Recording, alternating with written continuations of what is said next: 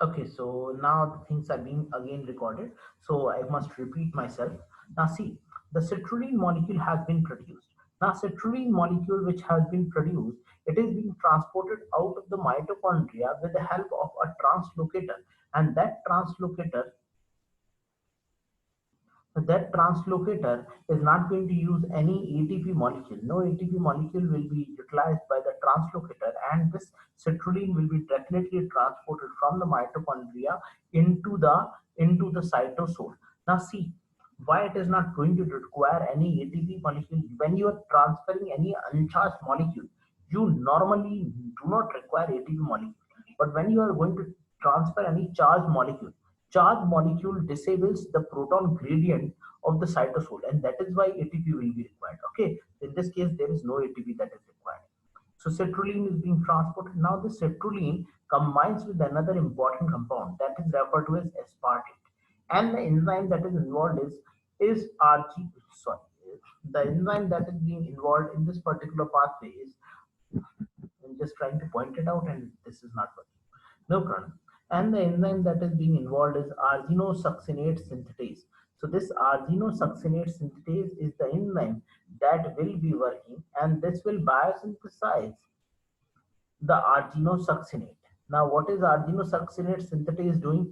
Arginosuccinate synthetase in this biochemical reaction is going to synthesize another chemical compound that is referred to as arginosuccinate. You look here, this is arginosuccinate. This four carbon atom, this compound is commonly called as succinate. This compound is commonly referred to as the succinate. Okay, so which is the succinate? This compound is commonly referred to as the succinic acid. You should have understood this structure in the case of Krebs cycle. In the case of Krebs cycle also there was succinic acid that was produced. So here the arginine that is being produced, citrulline getting converted into arginine. Can you look at this particular structure? Okay, this is the structure of arginine. This is the structure of arginine. What is the name of this particular group? The name of this particular group is called as guanidino group. This group which is present in arginine, this structure is that of arginine, and this group is called as guanidino group. Guana.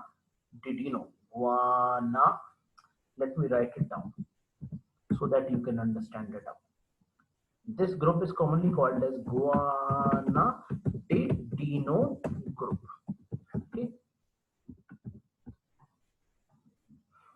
the group that is being involved is referred to as the guanidino group.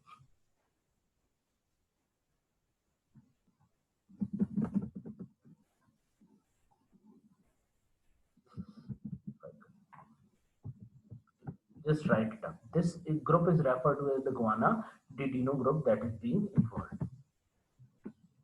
Now, moving forward. Now, moving forward. Now, this guanidino group, and here this molecule is being produced. Now, you can look at the structure. NH2CO NH2. NH2CO NH2 will be eliminated in the next round of the reaction. That is referred to as the next enzyme, arginosuccinate lyase. It is arginosuccinate lyase, as the enzyme indicates, that is referred to as lyase. So this lyase enzyme is going to remove the molecule of fumarate. Okay, so there is a molecule of fumarate that is being removed, and here the arginosuccinate is going to get converted into another compound, and that is referred to as L-arginine. So there is the compound that will be produced, and that is referred to as the L-arginine compound that is being produced here. Okay, so citrulline seems a heavy molecule. Does it uh, no, no audio can be heard. Do there is any problem with the audio? All students, please answer. Do there is any problem with the audio? Now the audio is audible or not? The audio is audible or not? Hello? Hello, is the audio audible? Audible. Trishla, you cannot hear Ankita? Ankita, Trishla, okay. Okay, now it's fine. If there is any query now, you just write in the chat box. If there is any problem, you write in the chat box, just message me up. I will respond within fraction of a second. Okay, now it's audible. Okay, now see this. This compound, this group, which is referred to as succinate, is being eliminated in the form of fumarate. This is being eliminated in the form of a molecule that is referred to as the fumarate. Okay, so this would be the fumarate molecule that is going to be eliminated. Now this compound arginosuccinate, which has been converted into arginine, and this is the group, the guanidino group. This is the guanidino group that will act as a donor for the urea molecule to take place. It will donate the NH2CO NH2 group, NH2CO NH2 group out of the cell, okay, out of the molecule. And this is happening in the presence of a very important enzyme called as arginase. This is the most important enzyme of the urea cycle, called as arginase. Okay, and ultimately after removal of this urea, the L-ornithine will be produced. How to remember this L-ornithine? The delta amino group containing amino acid is that of ornithine. Now this is very important. Now please try to note it down. Okay, why urea cycle do not takes place in all the cells of the body? Urea cycle takes place only in the liver, only in the hepatocytes. Why it always takes place only in the case of hepatocytes? Because it is only in these hepatocytes that arginase enzyme is present, because it is only in these hepatocytes arginase is present. Okay, arginase is present. So here only in the case of hepatocytes arginase enzyme is present, and that is why the urea cycle takes place only in the presence of the arginase, only in the case of hepatocytes or in the liver cells. Hindi में समझ लीजिए. सी, अगर आप देखते हैं urea cycle केवल liver के अंदर ही होती है, बाकी किसी सेल में नहीं होती, because arginase enzyme is exclusively found only in the case of hepatocytes, in the case of liver cells. Ornithine is regenerated and transferred back into the mitochondria. This is the entire cyclic pathway that is being operated. Now there are certain things that I have not told you in this particular cyclic pathway. What is that thing? You can look at another reaction that is taking place. See, in this cyclic pathway, what is happening? In this cyclic pathway, there are certain other reactions which are taking place. For example, as aspartate. Now, from where this aspartate has entered? Actually, this aspartate, this particular molecule has entered into the cyclic pathway from a molecule that is referred to as oxaloacetate. And where from this oxaloacetate was being produced? Oxaloacetate was actually being produced from a cyclic pathway, and that pathway was referred to as the Krebs cycle. It is this Krebs cycle that produced oxaloacetate. Oxaloacetate produced L-aspartate. Aspartate reacts with citrulline, and it leads to the formation of a complex that is referred to as arginosuccinate. It will lead to the production of a complex, and that complex is called as arginosuccinate. In the presence of arginosuccinate synthetase. Okay. Now in the other reaction, now see what has entered. Aspartate has entered. What leaves the urea cycle?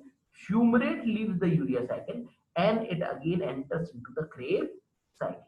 So there are two molecules, one which enter into the urea cycle, that is aspartate, and one which leaves the urea cycle, that is fumarate.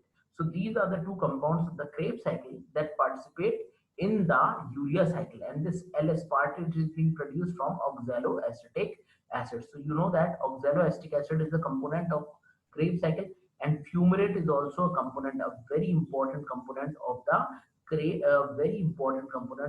Krebs cycle. So both these compounds are the intermediates of the Krebs cycle, which are also being used in the urea cycle. The total number of ATP molecules that are being consumed in the case of urea cycle ranges to 3 number of ATP molecules, because one of the ATP here is converted into ADP, while another ATP is getting converted into AMP. Okay. So see, there are 2 ATP that has been consumed here, but what happens in the case of urea cycle is that out of these 2 ATP, one gets converted into ADP, another one into AMP. So it is considered that in urea cycle not to but actually 3 ATP molecules are being lost. Okay. Now moving back to Pathfinder, this is a very important diagram. Please try to take its print. Okay. Offline students, of course, you will be given the prints. Online students, we will be sending you the DPP of biochemistry in this month only, as soon as the lockdown here in UP gets over. So there you will get the hardcore copies of the questions that you can solve at your home. Whether you are from Chennai or you are from Tamil Nadu, that does not mean you will be sending that book or the DPP to your home address. Okay. Now moving forward, this is the reaction that we are talking about. This is the simple basic biochemical reaction given in Pathfinder. This is the enzyme as part. This is the carbonyl phosphate synthetase type 1 enzyme involved. Okay, and see how many number of ATP molecules are consumed. There are two ATP molecules.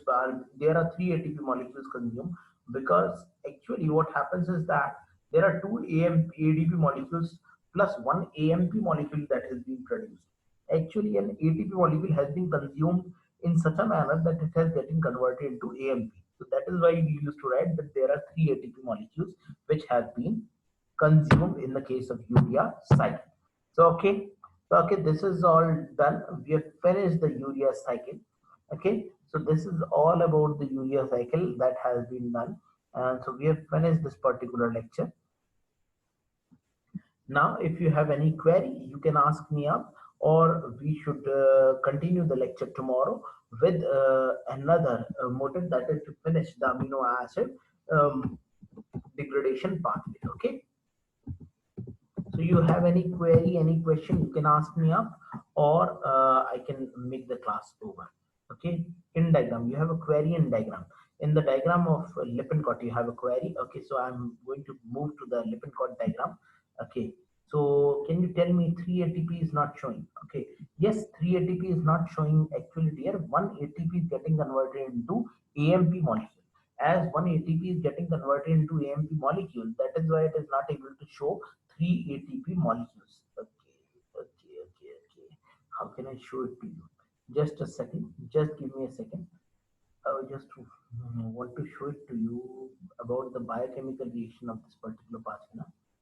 Just wait for a second. See, two ATP molecules here, and one ATP molecule is converted here. Here from this ATP is getting converted into AMP. Citrulline getting converted to arginosuccinate. The reaction enzyme is citrulline getting converted into arginosuccinate. Can you find it somewhere? Citrulline getting converted into arginosuccinate. Namrata, here is the third ATP. See, this ATP is getting converted into AMP. Let me annotate this particular structure. Let me just annotate this particular enzyme structure. Now you can visualize this particular structure, Namrata. See this? A Yes, sir. getting converted into AMP. Now, when you can visualize this particular structure, it's very clear that there is an ATP molecule that has been extensively converted into AMP. So that is why this is the third ATP that has been consumed. That is why whenever, see, in the entire biochemistry, there is only a single pathway in which odd number of ATP molecules are consumed, and that pathway is urea cycle. Okay. देखो पूरी दुनिया में केवल एक ही biochemistry में एक ही pathway ऐसा है जिसमें odd number of ATP consume होते हैं, और वो है यूरिया साइकिल. 3 एटीपी कंज्यूम हो रहे हैं. बाकी जितने भी आपको पाथवे मिलेंगे ना, सब में even number of ATPs will be consume. All other pathways in the entire biochemical world, there would be even number of ATP produced, ATP consumed, never odd number of ATP will never be consumed. It is only in this urea cycle that odd number of ATPs are being consumed. Anything else, Namrata, or anybody? Namrata, it has been shown you are satisfied now. Anybody has any other query related to this urea cycle?